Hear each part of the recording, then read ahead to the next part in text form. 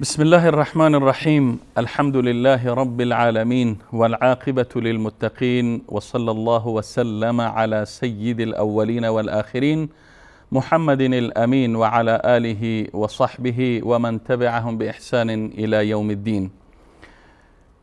بینندگان و روزداران عزیز و گرامی در هر کجایی که هستید و در این لحظات بیننده ویژه برنامه رمضانی لحظه های آسمانی از شبکه جهانی وصال حق هستید، خدمت تک تک شما عزیزان عرض سلام و ادب و خسته نباشید دارم. امیدوارم که از نعمت صحت و عافیت برخوردار بوده باشید. همچنین فراموش نکنم که خدمت شنونده های عزیز و گرامی رادیو اینترنتی پیام اسلام هم عرض سلام و ادب و خسته نباشید دارم، چون این برنامه همزمان به طور مستقیم و زنده از طریق امواج رادیو اینترنتی پیام اسلام، اولین رادیوی جهانی اهل سنت، نیز پخش می گردد. خب عزیزان گرامی، با برنامه دیگر از سری برنامه‌های لحظه های آسمانی در این لحظات زیبا و در این لحظات مملو از معنویت خدمت شما هستیم با موضوع دیگر از موضوعات مورد بحث در این برنامه که البته عنوان این برنامه فتح و پیروزی، رمضان ماه فتح و پیروزی. واقعا وقت بحث رمضان ماه فتح و پیروزی در ذهن شما عزیزان، در ذهن همه بیننده ها و همه شنونده هایی که در این لحظات بیننده و شنونده این برنامه هستند خطور و تداعی میکنه، ذهن انسان به طرف بحث پیروزی ها و فتوحات نظامی سوق داده میشه و البته انشاءالله در این برنامه شاید بیشترین ترکیز روی فتوحات و پیروزی ها بر دشمن مخفی و مرموزی که در درون ما نهفته است صورت بگیره، در کنار اینکه در ارتباط به فتوحات و پیروزی هایی که مسلمانان در طول تاریخ به آن دست یافته‌اند صحبت خواهد شد. من به اجازه شما عزیزان از طرف شما و خودم خدمت جناب مولانا صاحب مجیب الرحمن انصاری عرض سلام و ادب دارم و جناب مولانا صاحب به استودیو خوش آمدید میگم. جناب مولانا صاحب سلام علیکم، خوش آمدید به استودیو. تشکر. ما هم خدمت شما جناب استاد بزرگوار و خدمت همه بینندگان عزیز و گرامی شبکه جهانی وصال حق و همچنین خدمت شنوندگان رادیو پیام اسلام عرض سلام و ادب و احترام دارم. خب جناب مولانا صاحب بزرگوار، بحث این برنامه از سری برنامه های ما رمضان ماه فتح و پیروزی است. در حقیقت میخواستیم این را بپرسم که شاید این سوال در ذهن بیننده ها و شنونده ها هم خطور کنه که چرا هر سال در ماه مبارک رمضان بحث از فتوحات و پیروزی های مسلمانان تازه میشه و از جنگ ها و موفقیت هایی که به مسلمانان در طول تاریخشون دست داشت صحبت میشه و یادآوری از امجاد و افتخارات گذشته میشه؟ چرا در این وقت این بحث مطرح میشه و این بحث چی درد را میگن دوام میکنه؟ الحمد لله رب العالمين والصلاة والسلام على رسوله محمد وعلى آله وأصحابه أجمعين. قال الله تبارك وتعالى في القرآن العظيم فأعوذ بالله من الشيطان الرجيم إذا جاء نصر الله والفتح ورأيت الناس يدخلون في دين الله أفواجا فسبح بحمد ربك واستغفره إنه كان توابا. صدق الله العظيم. پیرامون سوال شما که چرا همه ساله یاد میکنیم از فتح و ظفر و پیروزی که در این ماه مبارک رمضان نصیب امت اسلامی شده، من و شما وقتی میبینیم در قضایای تکرار قرآن و احادیث گوهربار نبی کریم صلی الله علیه و سلم، برای انسان مؤمن و مسلمان هر قدر که بشنوه اینها قضیه تکرار نیست، بلکه قضیه یادآوری هست. و ذکر فإن الذکر تنفع المؤمنین. و مسئله فتح و پیروزی که در رمضان نصیب امت اسلامی شده، بیشتر و بیشترتر این پیروزی ها برمیگرده به سیره نبی کریم صلی الله علیه و سلم که از آن جمله غزوات هست که ما غزوات هر قدر این که رمضان به رمضان شما یاد میکنیم هنوز خیلی دیر یاد میشه. باید هر روز، هر هفته، هر ساعت و هر ثانیه در زندگی ما بحث از غزوات نبی کریم صلی الله علیه و سلم بشه. پس وقتی که نگاه میکنیم ماه مبارک رمضان، ماهیه که در از اون ماه همانطوری که شما اشاره کردیم که چرا همه سال یاد میشه، خب در این ماه مسلمان ها طوری که روزه برای اونها فرض کرده شده بود، تنها مسلمان ها اکتفا به این فریضه الهی نمی کردن کتب علیکم الصیام، بلکه مسلمان ها پایبندی داشتن به کتب علیکم القتال، چون کتب علیکم الصیام هم فرمان پروردگار هست، کتب علیکم القتال هم فرمان پروردگار هست. در این ماه میبینیم که غزوه بدر که یک غزوه سرنوشت ساز هست، غزوه تبوک که بسیار غزوه مهم هست، فتح مکه که الله سبحانه تعالی در قرآن چندین جا از او فتح یاد میکنه و در یک سوره داریم به نام سوره فتح، و همچنین غزوه طائف هست. در ماه مبارک رمضان سرنگونی لات و عزا و منات و هبل هست که در مکه مکرمه اینها سرنگون شد. یعنی میتونیم بگیم ماه مبارک رمضان ماه سرنگونی شرک، کفر، ضلالت و بلند کردن و بلند نمودن پرچم اسلام و پرچم توحید در مکه مکرمه. و همچنین ماه مبارک رمضان ماه فتح بیت المقدس که سال هاست که مسلمان ها همه خون دل میخورن و اشک میریزن به خاطر نجات فلسطین و بیت المقدس، ولی ماه مبارک رمضان ماهیه که در خود فتح بیت المقدس را داره و سیدنا عمر در ماه مبارک رمضان میرن کلیدها را تسلیم میشن و سفر سیدنا عمر در ماه مبارک رمضان هست. و همچنین فتوحات دیگری که ما وقتی تاریخ را نگاه میکنیم از اول ماه مبارک رمضان تا اخیر ماه مبارک رمضان ما هر روز یکی از فتوحات اسلامی رو داریم. این به این واسطه یاد آوری میشه به خاطر که نسل امروزی متوجه بشن که ماه مبارک رمضان تنها این نیست که ما خود را فقط از اکل و شرب باز بداریم و شب به خوردن سپری بشه و روز هم به خواب سپری بشه. هدف از ماه مبارک رمضان چنین نیست.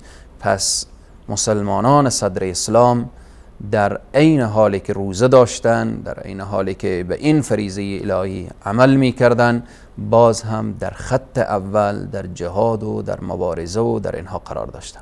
خب پس جناب مولانا صاحب، یکی از علل و دلایلی که ما بحث فتوحات و بحث پیروزی مسلمان ها را در غزوات و جنگ های مختلف در این ماه باز میکنیم است که مسلمان نباید به این فکر باشه که یعنی من روزدار هستم، من روزه گرفتم، من خسته هستم، من نباید کار کنم، نباید فعالیت کنم، نباید در راستای بیداری امت تلاش بکنم، من روزه هستم و باید بخوابم و باید قبل از دقایق قبل از مغرب از خواب بر بخیزم و افطار بکنم و خلاص تمام. یکی از دلایل دیگری که هم فکر کنم در بحث و یا باز کردن موضوع غزوات، موضوع جنگ های مسلمان ها در برابر کفر و در برابر دشمن ها مطرح است، بحثی است که میگن در این جنگ ها و در این غزوات درس ها و عبرت های نهفته است. اگر به طور مثال ما سوال کنم جناب مولانا صاحب که مطرح کردن بحث غزوه بدر، مثلا در این چه درس ها و چه عبرت ها و چه پند های نهفته است؟ شما ببینیم تمام غزوات نبی کریم صلی الله علیه و سلم هر کدام از خود درس ها دارد و عبر دارد و پیام ها دارد. خصوصا غزوه بدر که به عنوان غزوه سرنوشت ساز امت اسلامی گفته شده. اولا غزوه بدر یک غزوه بود که مسلمان ها آمادگی جنگ را نداشتند، یعنی هدف اینا جنگ نبود که بیرون بشن و بالاخره رفته بودن که همان حقی که از اونها در مکه گرفته شده بود همان را مطالبه کنن. وقتی که مسلمان ها میرن تقدیر چیز دیگر می شود و سرنوشت چیز دیگر و روبرو میشن با جنگ. یک لشکری که بدون امکانات، بدون تجهیزات، از هر لحاظ، از لحاظ عدد نسبت به مقابل اقل بودن و از لحاظ تجهیزات کامل نداشتن، ولی الله سبحانه و تعالی فتح و ظفر و پیروزی در این غزوه نصیب مسلمان ها میگرداند. دروسی که در این غزوه هست اول اینه که النصر من عند الله، نصرت و پیروزی از جانب الله سبحانه و تعالی هست. یعنی وقتی که میبینیم در بدر مسلمان ها امکانات ندارن، تجهیزات ندارن، افراد اینا نسبت به دشمن کمتر هست، ولی باز هم فتح و ظفر و پیروزی می آید. الله سبحانه و تعالی می فرماید وما جعله الله الا بشرا لكم ولتطمئن قلوبكم به وما النصر الا من عند الله. نصر، پیروزی از جانب الله سبحانه و تعالی هست. چنین نیست که انسان وقتی که عدد بیشتر و لشکر و سپاه بیشتر داشته باشه او حتما پیروز میشه. نه خیر، پیروزی، فتح، ظفر اینها از جانب الله سبحانه و تعالی است. پس این درس ما از این غزوه میگیریم که غزوه بدر به ما این درس میده که هر وقت که ما به طرف دشمن حرکت میکنیم باید کمک و یاری از الله سبحانه و تعالی بطلبیم. ان تنصر الله ینصرکم. دوم درسی که این غزوه به ما میده دعا هست. نبی کریم صلی الله علیه و سلم وقتی که لشکر صفا بسته میشه و متوجه میشن دست به دعا بلند میکنن. بار الها پروردگارا اگر در این غزوه امروز این لشکر شکست بخوره، پروردگارا تو دیگر عبادت نمیشوی، به خاطری که من آخرین پیامبر و این امت آخرین امت هست. پس در حالت جنگ و نبرد باید دست به دعا بلند بشه. الدعاء هو العباده. سوم الابتکار فی خطة العسکریه، خیلی مسئله مهمه. نبی کریم صلی الله علیه و سلم در این غزوه ابتکار جدید نموده بودن. از جمله ابتکارات نبی کریم صلی الله علیه و سلم این بود که مسلمان ها صف به صف استاد کرده بودن و الله سبحانه و تعالی اشاره میکنه ارتباط بین ابتکار نبی کریم صلی الله علیه و سلم. ان الله يحب الذين يقاتلون في سبيله صفا كأنهم بنيان مرصوص، یعنی این صفی که محکم هست، کسانی که در راه الله سبحانه و تعالی می جنگن چنان صف نامحکمه که هیچ چیز اینها شکست داده نمیتونه. پس در درس دیگری که از غزوه بدر میگیریم اینه که رسول صلی الله علیه و سلم از خود ابتکار داشتن. در غزوه یا در جنگ یا در نبرد با دشمن انسان باید و خصوصا شخص امیر از خود ابتکار داشته باشه برای تقویه لشکر. همچنین حضور امیر در میان لشکر که نبی کریم صلی الله علیه و سلم خود اینا در میان اصحاب رسول صلی الله علیه و سلم قرار داشتن، خود اینا در صف جنگ قرار داشتن و خود اینا شمشیر میزدن و خود اینا قوت قلب بودن برای صحابه. این درس رو میگیریم اگر وقتی جنگی نبردی، اگر خود امیر و خود ملک، خود پادشاه، خود بالاخره در جای خود نشسته باشه و او همیشه فرمان بده و در خط شرکت نکنه و بالاخره در جهاد شرکت نکنه، بناهن او به شکست و به اینها مواجه میشه. پس حضور امیر در جنگ و در نبرد و در جهاد و اینها خیلی نقش داره. و همچنین یکی دو دیگر رو اشاره میکنم، روحیه دادن به مجاهدین در صحنه نبردی در سر میگیریم، به خاطر اینکه نبی کریم صلی الله علیه و سلم وقتی که جنگ آغاز شد و میخواست که شروع بشه میفرمادن، رو به طرف اصحاب میکردن و میگفتن قوموا الى جنت عرضها السماوات والارض، به پا خیزید به سوی جنتی که پهناور او به اندازه زمین و آسمان هست. و رسول صلی الله علیه و سلم تیز میکردن صحابه، انگیزه میدادن صحابه رو به طرف جنگ و رو به طرف پیروزی و اینها. و همچنین از جمله ترکیز علی وسایل الاعلام که خیلی مسئله مهمیه، نبی کریم صلی الله علیه و سلم در بدر شعرای مسلمان ها میگفتن شما شعر بسرایم نسبت به اینکه خستگی مسلمان ها برطرف بشه و نسبت به ذوق و شوق مسلمان ها بیشتر و بیشترتر بشه. از این معلوم میشه که مسئله اعلام در عرصه جنگ و نبرد و در مقابل دشمن که وقتی که مسلمان قرار میگیره، اعلام خیلی نقش داره، مسائل قلم خیلی نقش داره، مسئله زبان خیلی نقش داره. همه اینها دروسیه که ما از غزوه بدر میگیریم و این غزوه بدر نهفته هست در ماه مبارک رمضان و فتح و پیروزی که نصیب شد به خاطر اینکه توکل مسلمان ها به الله سبحانه و تعالی بود. خب جناب مولانا صاحب، وقتی آدم به رمضان نگاه میکنه، رمضان در حقیقت در ظاهرش گرسنگی و تشنگی و خستگی نهفته است، اما در مقابل میبینیم که اکثر قریب به اتفاق غزوه ها و جنگ ها و فتوحات و پیروزی هایی که نصیب مسلمان ها شد، اگر از غزوه بدر بگیریم، از فتح مکه بگیریم، غزوه تبوک، غزوه طائف که شما اشاره کردیم، به جنگ های بعدی چون فتح بیت المقدس، عین جالوت، ملازگرد، فتح اندلس، فتح قسطنطنیه، همه این وقایع، حتی مثلا فتح بوسنیا و هرزگوینا، فتح بلگراد در تاریخ معاصر، همه این وقایع در ماه مبارک رمضان اتفاق افتاده. گرچه گفتیم در ظاهر وقتی ما نگاه میکنیم ماهی است که انسان خسته است، انسان تشنه است، انسان گرسنه است. میخواستم میره بپرسم که چی رابطه و چی علاقه بین رمضان، بین روزه و بین جهاد است؟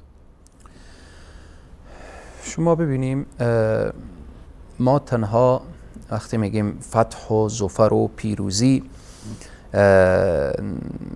تنها هدف اینیه که مسلمان حرکت بکنه، دست به سلاح بزنه و بالاخره تنها حرکت نظامی و جهاد نظامی و فکر نظامی داشته باشه.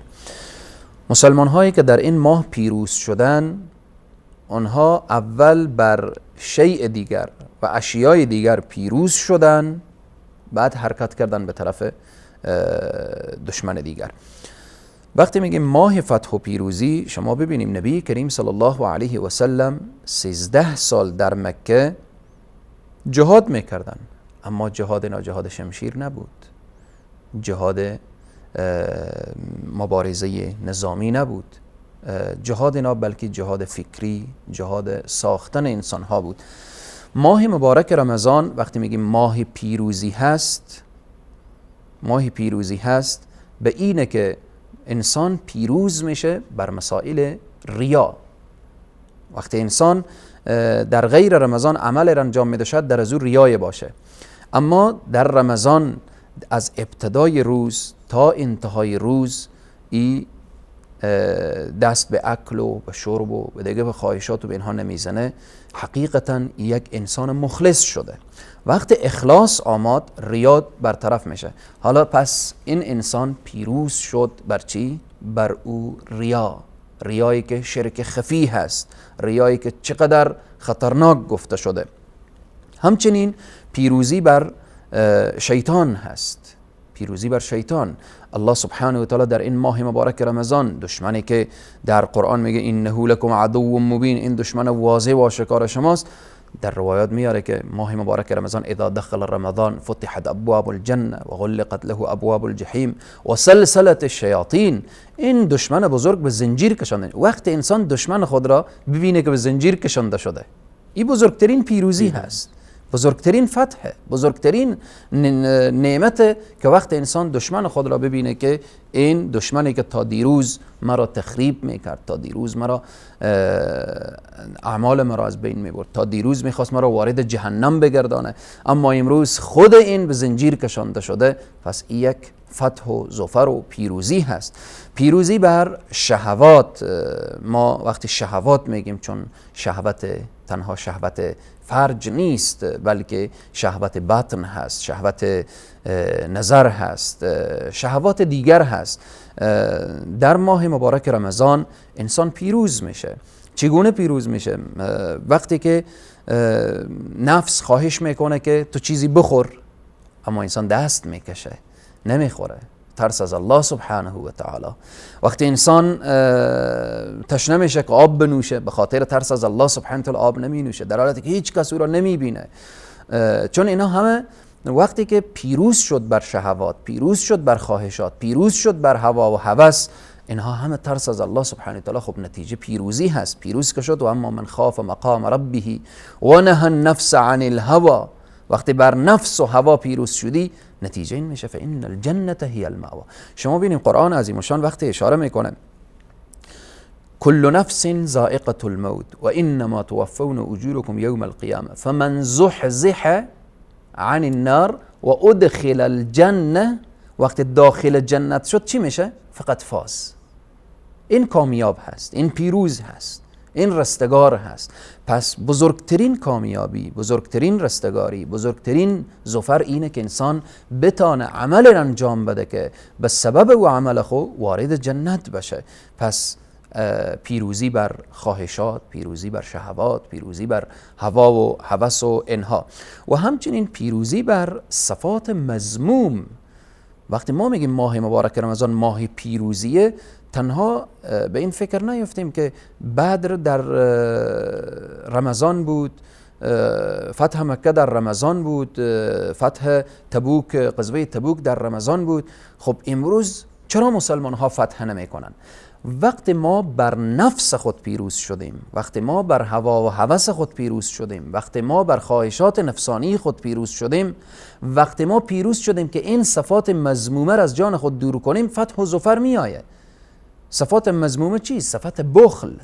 اصحاب رسول صلی الله علیه و سلم بخیل نبودن، اصحاب رسول صلی الله علیه و سلم حسود نبودن، اصحاب رسول صلی الله علیه و سلم در بین اینا عداوت و دشمنی نبود.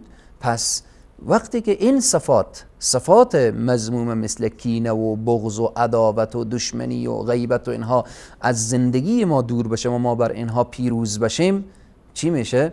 آن وقت فتح و ظفر و پیروزی نصیب انسان میگرده. و همچنین پیروزی بر امراض قلوب. امراض قلوب گفتیم که در قلب مرضهای گوناگونی که بزرگترین و خطرناکترین مرض در قلب شرک هست. خب امت اسلامی الحمدلله مسلمان ها شرک اکبر ندارن، چون همه کلمه طیبه به زبان میاریم لا اله الا الله، نیست هیچ معبود به حق غیر از الله سبحانه و تعالی. خب شرک خفی شاید در زندگی باشه که عبارت از ریا هست، او هم به وسیله این ماه مبارک رمضان، چون انسان در رمضان مخلص میشه، وقتی مخلص شد چی میشه؟ پیروز میشه بر او امراضی که در قلب هست مثل شرک خفی و اینها. یا مثلا مرض دیگری که در قلب مثل تکبر، کبر. انسان زمان متکبر میشه که خود را از همه چیز بی نیاز میدانه، متکبر میشه. یک شخص میگه من پول دارم، من قدرت دارم، من سرمایه دارم، من بالاخره فلان و فلان و فلان جایگاه و مقام و منزلت دارم، خب متکبر میشه. در ماه مبارک رمضان این آقا و سیدی که تا دیروز میگم من قدرت دارم، جا دارم و بالاخره همه چیز رو دارم، خب امروز هم همه چیز رو داره، اما چی؟ مسلمانه، احساس تشنگی میکنه، احساس گرسنگی میکنه. وقتی این شخصی که تا دیروز اصلا طعم گرسنگی نچشیده بود، طعم تشنگی نچشیده بود، امروز احساس گرسنگی کرد و احساس تشنگی کرد، همین که گفت من گرسنه‌ام، من تشنه‌ام، خب احساس چی میکنه؟ احساس نیاز میکنه، یعنی بی نیاز نیست، نیازمند هست، نیاز به طعام داره، نیاز. پس پیش خود فکر میکنه که ای انسان، تو که احساس گرسنگی میکنی، احساس تشنگی میکنی، پس تکبر به تو نمیزیبه. تکبر بر کسی میزیبه که او پاک و مبراست از همه اکل و شرب، از همه ضعفها، و او ذات واحد الاحد هست که نام مبارکش متکبر هست. پس پیروزی بر امراض قلوب، همچنین پیروزی بر بدخلقی. در ماه مبارک رمضان انسان پیروز میشه. بر غیر رمضان اگر بدخلقی میکرد، در حدیث رسول صلی الله علیه و سلم میفرمایند هنگامی کسی که به شما دشنام داد، به شما حرفی گفت که خوش شما نیامد، میخواستید در جواب در مقابل او ایستاده بشید، شما بگویید که این صائم، من روزه دارم. حتی در حدیث میاره که مرتين، شما 2 مرتبه بگویید این صائم، این صائم، من روزه دارم، زبان من روزه داره، دست من روزه داره، چشم من روزه داره، گوش من روزه داره، همه اینها روزه داره. چشم من روزه داره، نگاه به نامحرم نمیکنه. زبان من روزه داره، بالاخره حرفی که در از رضایت الله نباشه به زبان نمیاره. گوش من روزه داره، چیزی که رضایت الله نیست نمیشنوه.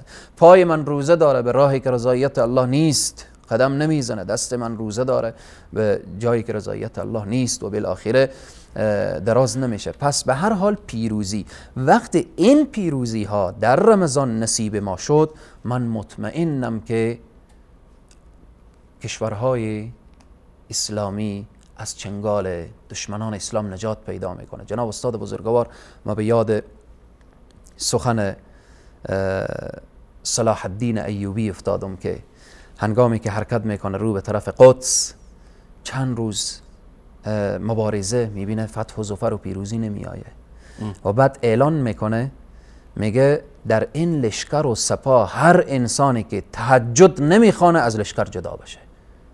قدس تهجد خوان میخواهد و فتح قدس و پیروزی قدس زمانی به دست میآید که لشکر اسلام و سربازان امت اسلامی تهجد خوان باشن. ای چی معنای میرسانه؟ یعنی چی؟ یعنی انسانی که ریاضت نفس داشت و انسانی که ارتباط با الله سبحانه تعالی برقرار کرد، ان تنصر الله ینصرکم، وقتی ما دین الله را نصرت بدیم، الله سبحانه تعالی فتح و ظفر و پیروزی میاره. پس بناهن ما اگر امروزه میگیم چرا این ماه مبارک رمضان ماه پیروزی نیست؟ چرا مسلمان ها اکثر فتوحات اینا در رمضان بود؟ لحظه با خود فکر بکنیم، آیا بر نفس خود پیروز شدیم؟ آیا بر شیطانی که گفته شده که انه لکم عدو مبین، آیا بر او پیروز شدیم؟ آیا بر خواهشات نفسانی پیروز شدیم؟ آیا بالاخره ده ها آیای دیگری که در ذهن و در فکر و در اینها میاد؟ خب جناب مولانا صاحب، شما تشکر میکنم و به اجازه شما و بیننده ها و شنونده های عزیز و گرامی میریم سراغ یک میان برنامه و پس از دیدن این میان برنامه با هم خواهیم بود و موضوع را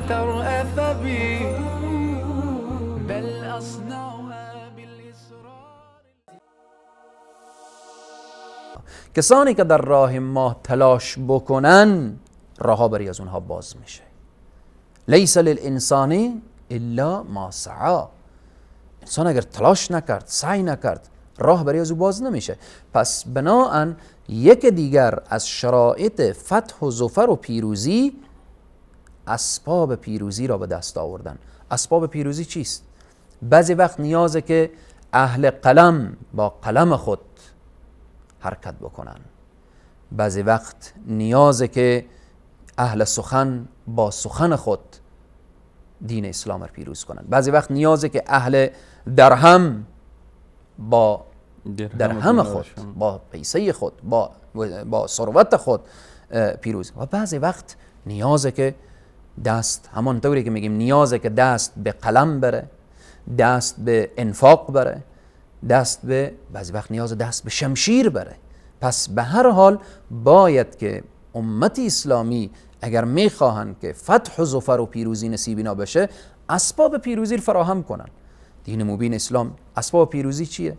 اسباب پیروزی قدرتمند از قدرت خود کار بگیره، ثروتمند از ثروت خود کار بگیره، اهل علم از علم خود کار بگیرن، اهل قلم از قلم خود کار بگیرن و همچنین اهل شمشیر از شمشیر خود کار بگیرن. اینها اسباب و یا شروط فتح و ظفر و پیروزی. و همچنین که از جمله شروط فتح و ظفر و پیروزی هست وحدت امت اسلامی هست. خیلی مهمه. مسلمانان صدر اسلام وقتی پیروز شدن و در غزوات میبینیم پیروزی نصیب اینا میشد، بلال از حبشه، صهیب از روم، سلمان از فارس، ابوبکر از مکه، عمر از مکه، معاذ از مدینه و بالآخره انصار مدینه، مهاجرین مکه، اینها همه کنار هم دیگر قرار گرفتن.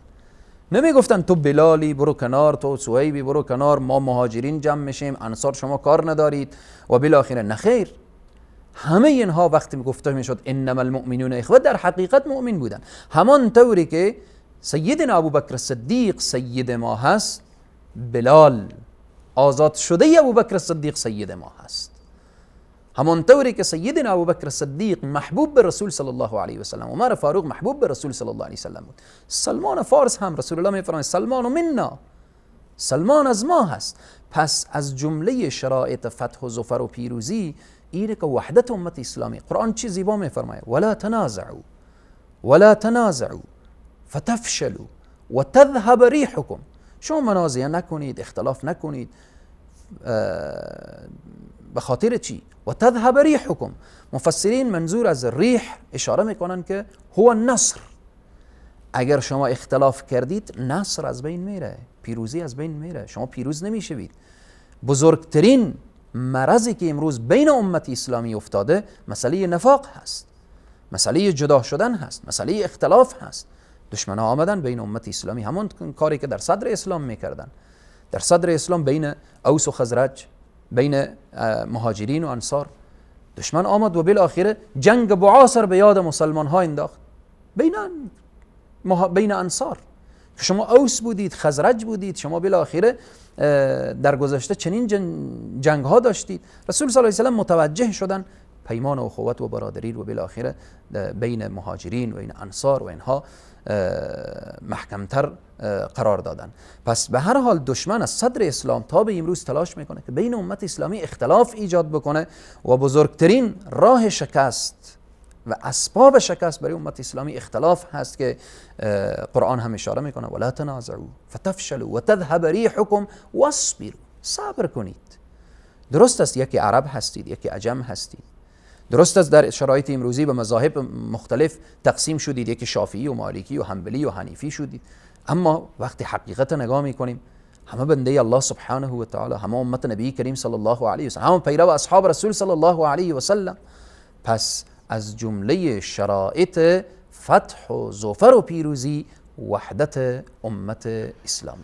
خب جناب مولانا صاحب، شما در خلال صحبتایتان به شروط فتح و پیروزی اشاره کردن، چون عمل صالح گفتین و توکل بر الله و صبر و استقامت و امر بالمعروف و تلاش کردن و گام زدن در راه پیروزی و پیروی از سنت نبی اکرم صلی الله علیه و سلم، اینها شروطی بود که فکر کنم در مقابل دشمن در رو این شروط میشه بر غالب شدن بر دشمن درونی، بر صفات رذیله هم منطبق شد و تصدیق بکنن. شما ببینیم دشمن درونی یا دشمن باطنی و دشمنی که آن را انسان به چشم نمیبینه، حقیقتا میتونیم بگیم خیلی خطرناکتر از دشمن رو در روی هست. چون وقتی آدم دشمن خود را ندید و او دشمن در کمین بود خیلی خطرناکتر هست. قرآن عظیم الشان میفرمایه پیرامون وقتی اعمال صالحه گفتیم از جمله شروط نصر، فتح، پیروزیه. قرآن اشاره میکنه ان الصلاة تنها عن الفحشاء والمنکر. همان نماز شمار باز میداره از فحشا. فحشا همه صفات مذمومه شامل میشه. یعنی وقتی که شما نماز خواندید درست و صحیح با او شرایط و با او اخلاص و با او ارکانی که گفته شده، نماز انسان رو باز میداره. از چی؟ از فحشا. دشمن بزرگ کینه که مخفی هست، او را نمیبینیم، شیطان هست. شیطان چه کار میکنه؟ الشیطان یأمرکم بالفحشاء. شیطان امر میکنه انسان رو به فحشا، به کارهای زشت، به کارهای ناروا. شیطان هست که الله سبحانه و تعالی میفرماید که ولا تتبعوا خطوات الشیطان انه لكم عدو مبین. شما گام خود را بر گام های شیطان قرار ندهید یا دنبال شیطان نروید، این دشمن بزرگ شما هست. پس از جمله شرایطی که ما از دشمن مخفی و یا میتونیم بگیم غیر مرئی نجات پیدا کنیم، انجام اعمال صالحه هست. یعنی عین شرط، عین شرط. اوراد هست. نبی کریم صلی الله علیه و سلم میفرمایند که وقتی که در خانه‌ای که سوره بقره تلاوت شد، شیطان از اونجا میگریزد، فرار میکنه. پس این شیطان هست که به وسیله تلاوت قرآن فرار میکنه. وقتی که انسان حج میره، از جمله اعمال صالحه هست. در روز عرفات خب الله سبحانه و تعالی گناهها رو میبخشه. اینجا انسان غالب میشه بر اون دشمن. وقتی من و شما در ماه مبارک رمضانیم، بیایم بیشتر ترکیز خود را سر ماه مبارک رمضان داشته باشیم. رسول صلی الله علیه و سلم میفرمایند من صام رمضان ایمانا و احتسابا. و این دو شرط، نه تنها انسان خود را باز بداره از اکل و شرب. من صام رمضان، کسی که روزه بگیره ماه مبارک رمضان از روی ایمان و از روی اخلاص. ایمان و اخلاص بود چی میشه؟ غفر له ما تقدم من ذنبه، کل گناهها را الله سبحانه و تعالی میبخشه. غفر له ما تقدم من ذنبه، آمرزیده میشه برای او گناهان ما قبل.